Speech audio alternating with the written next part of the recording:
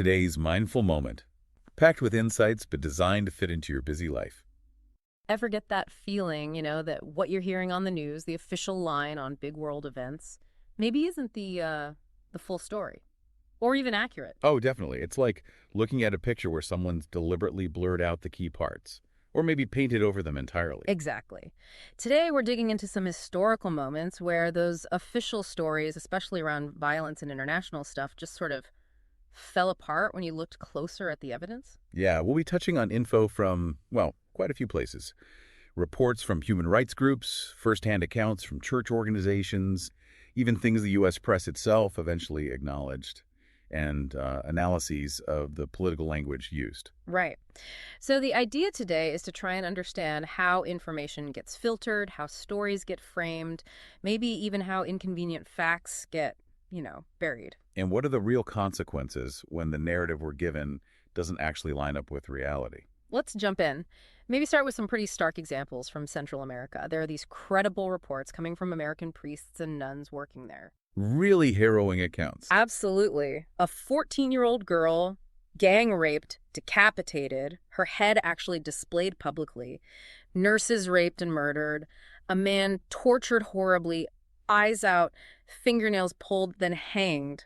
And these weren't like one-offs? No, but what's really striking is comparing that to the official line from the Carter administration back then. Right. The language they used, it was almost deliberately vague. This newspeak talking about violence from the left, the right, security forces, all sort of mushed together. Without clearly saying who was doing what, it muddied the waters significantly. It really did. Made it sound like, oh, it's just chaos, everyone's involved. But here's the kicker. Go on. It came out later, conceded, that U.S. officials knew perfectly well that the security forces were the ones responsible for the vast majority, like 90% of these atrocities. 90%. So those earlier statements, Yeah.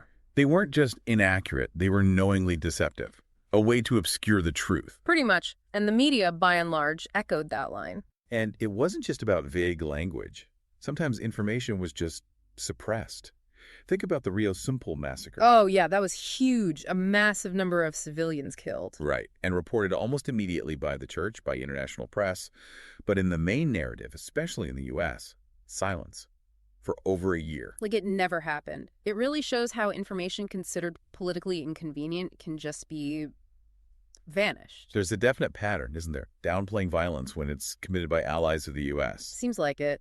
The numbers often get shrunk, sometimes massively, by factors of 100 even. And the U.S. role in supporting those regimes often just, poof, gone from the story. Indonesia after the Suharto coup is a big example. Initial reports said thousands killed. Yeah, I remember that. But conservative estimates, even then, were closer to 500,000, mostly landless peasants. And the U.S. support for that coup, which was significant. Barely mentioned, if at all, in mainstream accounts. So you get this weird dynamic, 500,000 dead in Indonesia, kind of swept under the rug. Exactly. Now contrast that with how the Khmer Rouge killings in Cambodia were reported in the West. Okay. Those were horrific, no question. Absolutely horrific. But the numbers reported often got inflated, sometimes wildly. Figures like 2 million were thrown around, even when U.S. intelligence and later academic studies suggested much lower, though still terrible, numbers. So the reporting intensity and the numbers used seem to shift based on who the perpetrators were relative to U.S. interests. It certainly raises that question, doesn't it? How political alignment shapes what gets amplified and what gets minimized. It does. And this connects to the impact on civilians from actions supported by the U.S. There was that America's Watch report, January 85. Right, detailing what refugees fleeing aerial bombing in El Salvador were experiencing. And this was after President Duarte supposedly put restrictions on those kinds of attacks. So the official line was restrictions in place, but the reality. The reality, according to refugees, was villages destroyed, fields burned, civilians killed, women, children. There was Colonel Sigifredo Ochoa openly talking about establishing free fire zones. Free fire zones, meaning? Basically anything that moved within those zones, civilian or not, could be targeted by airstrikes, by artillery, indiscriminate. Jesus. And the Guazapa area example is just brutal. Even after Duarte's supposed clampdown, the air attacks on civilian areas just kept going. Relentlessly. People hiding, watching kids die of starvation, dehydration because they couldn't get out, couldn't farm. There was that one report from Cabanas. 15 people killed by planes, helicopters, kids, pregnant women among them. And it wasn't just accidental collateral damage. They were deliberately destroying crops, houses. The stated goal was to leave people without anything. Total destruction. It makes you think about how we receive information, doesn't it? There seemed to be this built-in skepticism towards reports of atrocities if they were committed by regimes friendly to the U.S. Yeah, like the victims' stories themselves were somehow less credible. But reports from countries not aligned with the U.S. often accepted much more readily. It highlights our own biases, maybe, how our worldview filters what we're willing to believe. It has to play a role. I mean, the Council on Hemispheric Affairs reported nearly 3,000 civilians killed just from the air war in rural El Salvador in the first half of '85 alone. 3,000 in 6 months. And even Tutela Legal, the church's human rights group there, admitted their own figures were probably way too low. Yeah. They were under immense pressure from the Salvadoran government, from the U.S. Embassy, to keep the numbers down. So the real human cost? Really? Likely much higher than what was officially reported or acknowledged. Hidden. Exactly, which really drives home the need to look beyond just the headlines, to seek out those other voices. You know, speaking of digging deeper into complex narratives, there's a YouTube channel called Mindful Moments that does AI audiobook analysis, exploring themes and key texts. Might be interesting for folks wanting more perspectives. Okay. And this all links back to the direct role of U.S. training and military aid, right? Absolutely. Look at Guatemala. U.S. advisors essentially turned what was called a ragtag force into a modern, efficient army, but with a specific political mission baked in. And America's Watch pointed out, didn't they, that the U.S. was doing basically the same thing in El Salvador in the 80s that it had done in Guatemala 20 years earlier. Pretty much replicating the playbook. And the expectation, tragically, was that the long-term consequences would be just as devastating. Chilling. If we step back further, why? What was the underlying thinking driving these interventions, this shaping of narratives? Well, it's crucial to understand how communism was often defined, especially in policy circles. A key study from 1955 didn't see the main threat as military. No. What then? Economic. The real danger was seen as countries undergoing economic transformations that made them less willing to complement Western industrial economies, less willing to be just resource suppliers or markets for Western goods. So basically, if a country wanted to develop its own independent economy, maybe use its resources for its own people, that was the threat. That could get you labeled communist, yes, Yeah. and therefore an enemy subject to intervention. It wasn't necessarily about Soviet tanks. It was about economic independence potentially disrupting the established order. Which ties into things like the Monroe Doctrine, often presented as this principle of protecting the hemisphere. Right. But from a U.S. policy perspective, it's always been more about asserting U.S. dominance in the region.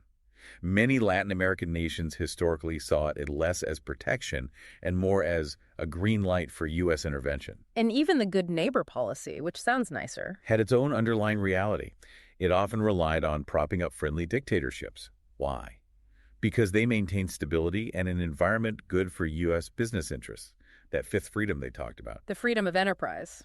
American enterprise, mostly. Exactly. Yeah. And this was happening while, in many of these Central American countries, a tiny elite owned almost all the land and controlled the lives of the vast majority.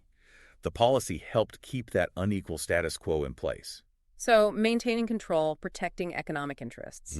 This seems to be a consistent thread. It does. Look at someone like George Kennan, a major policy figure. His view is pretty clear. The U.S. has a kind of proprietary interest in certain areas of the world, and we need overwhelming power to protect our access to their resources. It's quite blunt when put like that. It is. But understanding that viewpoint helps make sense of actions that might otherwise seem contradictory or hypocritical. If the goal is maintaining regional control and access, the policies become quite consistent, even if the public justifications change. It makes you think about other justifications we've heard over the years, like the missile gap under Kennedy. Oh, classic example. The narrative was that the Soviets were way ahead in missiles, creating this urgent need for the U.S. to build up massively. But was it true? Internally, they knew the U.S. actually had a significant advantage. But the missile gap idea was politically useful. Useful how? It justified a huge increase in missile production, escalating the arms race. One of Kennedy's own advisors basically admitted the phrase worked well to scare people, regardless of the facts. So, a manufactured crisis to fuel military buildup and increase tensions. Pretty much. All these examples, from Central America to Indonesia to the missile gap, They show why just accepting the official narrative at face value can be problematic. It's not about just being cynical, is it? No, not at all. It's about being critical, recognizing that information is powerful, that it can be managed, shaped, suppressed for strategic reasons, and that digging deeper, looking at conflicting evidence, is crucial for getting a clearer picture. Absolutely. And thinking about these historical patterns, the downplaying of certain kinds of violence, the inflation of other threats, the careful use of language, how might that help us understand, the information landscape we navigate today? It's something worth pondering, I think. It really is. So for everyone listening, if you found this useful, please do subscribe to the channel for more analyses like this. Yeah, and share it with others who might be interested. If you want to dig into the source materials yourself, check the description for a link. And most importantly, keep questioning, keep thinking critically about the information that comes your way.